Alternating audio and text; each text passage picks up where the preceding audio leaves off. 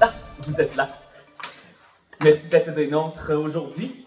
Donc, le 30 janvier dernier, Chita Rivera est décédée, malheureusement. On l'a vu en 57 pour la première fois lorsqu'elle a été choisie pour interpréter et créer le rôle d'Anita dans West Side Story de Bernstein et Sondheim, un rôle qui l'a propulsé au rang de star. On l'a vu aussi faire ses débuts au cinéma en 69 dans Sweet Charity de Bob Fosse. Sous la même direction de Bob Fosse, on l'a vu aussi en 75 dans le rôle de Velma Kelly face à Gwen Verdon. Rôle qu'elle a créé, n'est-ce pas, Maxime? Oui, elle l'a créé en plus. Et Gwen Verdon qui interprétait donc Roxy Hart dans Chicago. En 93, elle crée le double rôle d'Aurora et la femme araignée dans l'adaptation musicale du film homonyme. En 2017, il existait un prix, il existe encore, qui s'appelait Fred and Adele Astaire Awards. Ça a été créé en 82. C'était pour récompenser les meilleurs danseurs, danseuses et chorégraphes dans une production de Broadway. Et ils ont été rebaptisés justement en 2017 au nom de Chita Rivera Awards for Dance and Choreography en son honneur. On l'a vu aussi en 2019, là, c'est vu décerner le prix de l'une des plus grandes divas de Broadway de tous les temps par le magazine Time Out. Alors, repose en paix, Chita Rivera, c'est une grande compère. Je l'avais connue, moi, dans justement l'adaptation musicale de Kiss of the Starry Woman. C'est là que j'ai découvert pour la première fois. Merveilleux. C'est très merveilleux. Absolument. Les nouvelles en bref, maintenant, on fait un petit tour du côté de Broadway. Connais-tu Alan Cumming? Ben non. Maxime, es-tu familier avec le travail d'Alan Cumming? Ben non.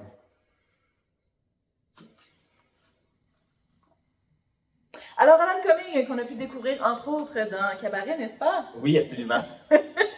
Eh bien, on est chanceux, il sera de passage à New York pour une nuit seulement, one night only, pour son spectacle solo qu'il sera, hein, en tant que grand fan. Oh, absolument, j'achète mes billets d'avion demain. C'est le 11 mars que ça se passe, mais sincèrement, ça vaut la peine pour ceux qui aiment son travail. C'est vraiment un artiste de théâtre et de Broadway très, très reconnu. Il va amener son spectacle qu'il avait présenté à Londres qui s'appelle Alan Cumming is not acting his age. C'est le 11... C'est ça, oui. Là, c'est là, tu le Ça me va bien. Donc, le 11 mars prochain à Broadway, un soir seulement au Studio 54 pour les fans d'Alan Cumming. Autre nouvelle à Broadway, Betty Boop The Musical, ça y est, ça se passe. Connais-tu Betty Boop, Maxime? Légèrement, mais pas assez pour ce que ça devrait. Quand même. Donc, faire une recherche pour cette femme afro-américaine très, très populaire qui a vraiment, là, pas démystifié, mais qui a mis de l'avant de l'art burlesque beaucoup. Betty Boop Musical, ça s'en vient à Broadway. Ça va ouvrir à l'automne, non, au printemps 2025. On attend encore des nouvelles concernant le casting.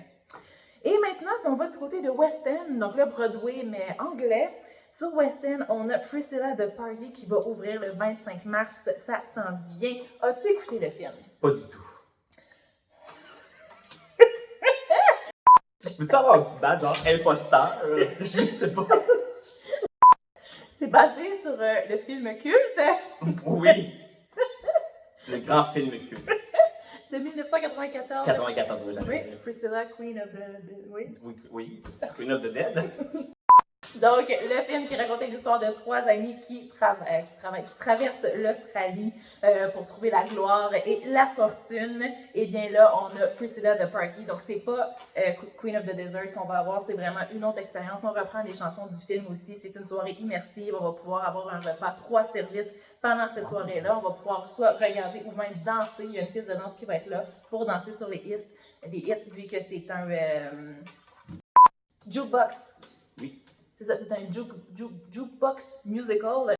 Donc, les chansons, on va avoir Hot Stuff, It's Raining Men, Girls Just Wanna Have Fun. Donc, tous des grands classiques qu'on va pouvoir danser. Ça s'en vient le 25 mars prochain à West End. Wow! C'est essoufflant l'international. Maintenant, le local. L'Opéra Bouffe de Québec annonce la tenue d'audition pour ses solistes pour sa prochaine production La vie parisienne de Jacques Offenbach. La vie parisienne? Non plus.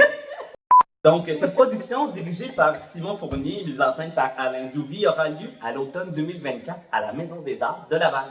Les auditions auront lieu le dimanche 25 février 2024. Alors, c'était nos nouvelles de la semaine, Maxime? Absolument, merci beaucoup d'avoir été des nôtres et on se dit à la semaine prochaine.